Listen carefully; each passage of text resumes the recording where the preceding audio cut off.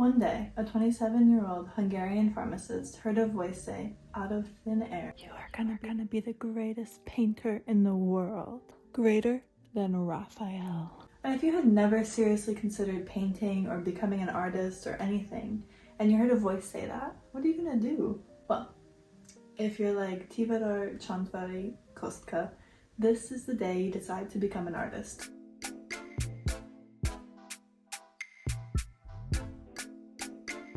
I'll admit, I had no clue who Csontváry was before this exhibition. And no matter how famous a Hungarian painter is, it's not really surprising that I haven't studied them, because when we study art history in university, at least in America, we focus on the Western canon, and we barely even touch Eastern or Central Europe, anything that is not Western Europe. When I did a little bit of research before the exhibition and I heard about this kind of mystic start to his career, I was definitely intrigued.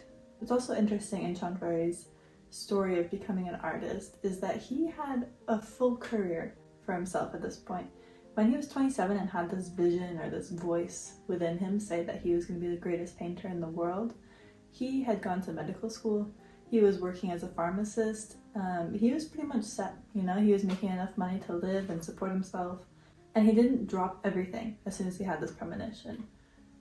He spent the next few years traveling around Europe. He visited the Vatican, he went to art galleries, and kind of just immersed himself into this art world that we can only assume he didn't know much about until this premonition. After his travels and his exploration, he then went back to Hungary and worked as a pharmacist for about 15 or 20 more years. And I think it's really kind of contemporary of him. Like, he didn't drop everything. He wanted to financially support himself as an artist. So he worked for those 15-20 years before even really picking up any art, so that he could live financially free and enjoy his time as an artist. But this means that he was nearly 40 before he started painting, and he ended up creating most of his works within an 8-year time period. The exhibition here at the Museum of Fine Arts in Budapest is displayed chronologically, so we're really easily able to see the progression of Csontváry's work from the very early stages to the end of his career. And like I said, it's not a huge time frame, but we can really easily see the progression and the quick progress he made as an artist over this time period. We're first able to see his first ever paintings, which look like biological studies of butterflies. And from his autobiography, we know that Csontváry spent a lot of time when he was in his younger years as a child carefully observing nature. So it kind of makes sense that his first paintings would be something that he's been very comfortable with and has known throughout his life, which is nature. Next, we start to see him working on some human subjects, so these are figural works. And I think it's really interesting, within this first painting here with the woman with the apples, we can already see him starting to play with perspective. And how I see this is, as you're looking from the painting from the top down to the bottom, you start at the top, and from there, it looks like the woman, we're looking straight above.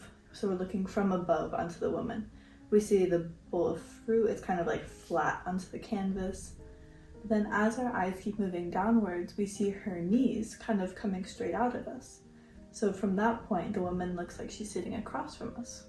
So we have these two perspectives that are kind of joining into one artwork. And it's really confusing for our minds to figure out what's happening. And meanwhile, this fruit bowl starts to look like it's spilling out onto the canvas, and it can be really unsettling for the viewer. And I think, we see this a lot in art, that the perspective is a bit not what we expect. Wonky in some way. There's generally two schools of thought when this happens. The first is that the artist doesn't know what they're doing. They didn't know perspective, they messed it up, they just weren't able to do perspective correctly. And I think it's really easy to assume that that is the case with this work. Since we know, we're chronologically working our way through his works, we're barely even in the exhibition. We know this is like his second painting ever. So it's easy to assume that he just didn't know perspective yet. So a lot of people, I think, can just say that and move on. But I think, we'll see the rest of his works as we progress through the video, but I think throughout them, he's really playing with perspective. So I think from even this early stage, he's kind of playing with what the viewer would expect and playing with how he can show these different perspectives at one time. And I think if we were talking about a different artist like Picasso, we would applaud that ability. But sometimes with other artists, we kind of assume that they don't know what they're doing, and I just think we should be careful with that. But obviously, you know, this is one of those things that as the viewer, you get to decide what you want to think, you know, like it's your interpretation of what you think the artist was trying to do or ended up creating. We're also seeing pretty early on the only self-portrait that Csontváry created, which he did during his study at art school in Munich. During this time, it's kind of considered that he perfected his use of color and the portrayal of light and shadow, and this apparently is something that his classmates and things would have noticed as well. Like people were already commenting on it pretty early on. Even here, we're seeing him play with a little bit of perspective. To me, it almost looks like the paint palette is popping out from the canvas, and even the walls seem like they're almost collapsing down onto the scene. It's pretty interesting to note that this work and a lot of these works that we see early in the exhibition were never displayed during Csontváry's lifetime. The only way we found them was because they were hidden in the attic of his pharmacy after he died. So I think we're already getting a sense that Csontváry was very careful of what he showed to people. You know, maybe he knew this was still early in his career and he wanted to wait till he perfected his art before showing it with the public. The next kind of group of works that we're seeing depict his travels from around 1900 in Italy. And it's quite interesting in this exhibition because his works are pretty accurately painted. We can actually identify exactly which towns he was visiting. So on the labels, they actually have pictures of the real places that he was at. And it's kind of cool to see the comparison between the painting and the photograph of the place. In these works, I think we're starting to really dive into his depiction of light, darkness, the sky, the sun, and he starts, you know, fixating on these different changing lights of the sun. And when you're in person looking at it, you can almost feel like the work is glowing under the paint. It's pretty impressive. And in this work with the crashing wave, it's painted in a city near Naples. And to me, it has this appearance of like a fisheye lens, you know, like everything's kind of curved and like it seems too close to us in certain spots and then really far away in others. And the scene kind of dramatically spirals around the sailboat in the front of the scene. And here, Csontváry seems to be able to capture the energy and the motion of the waves by mimicking their movements in the entire composition. Here we can also see Csontváry starting to gravitate towards scenes of ruins. And this is actually a painting that Csontváry was very proud of. And apparently he boasted that in this work, the viewer could no longer see the canvas underneath the paint. Which to me seems like a weird thing to comment on. I mean, I feel like there's plenty of paintings that you can see the canvas, and even if you can't see it, we all know that it's a canvas. It's not really surprising. But I think, you know, here again, we're getting this idea that Csontváry was really careful about the finished look and the finish to his paintings and wanted to make sure that everything was perfect up to his standards. And through these next few paintings, we're also still seeing this idea of light and dark in his works. This one is really dramatic with that, and it reminds me of kind of some of the surrealist painters. They paint this idea of day and night at the same time, and I think that this painting also captures that. And you know, when we talk about things like surrealism, I think it's easy to just grab onto the big names like Dali and say, oh, that they were surrealists and that they're the only ones that were doing that. But I think here we're seeing Csontváry kind of grappling with the same ideas of this like impossible time. Like there's obviously no point in the day where it is both night and day at the same time. So this is kind of jumping into surrealist territory, and I don't think that he's ever really discussed in the same vein as some of these other more famous surrealist painters. And from now we move into this new section of the exhibition. They're all kind of put in this long hallway, and we see a huge difference in the scale of the paintings. Like instantly you notice it. The color scheme also seems a bit different. It seems more natural. And most of these were painted during his time in Bosnia. And I think the biggest shift here is he changed his scale, and he started to have this obsession with monumental paintings, monumental natural phenomenon. And I think we see that with the waterfall and these different natural scenes that he's depicting. As we go into one of the final rooms of this exhibition, we're also seeing this monumentality of scale combined with new themes.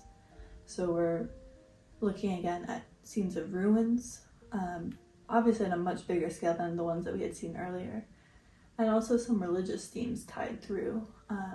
And I think right around here we start to get this idea of Csontváry being obsessed with monumentality, as we saw before, but also with this idea of balance and harmony in his compositions. That's really seems to kind of tie a lot of his earlier threads that we saw in his work.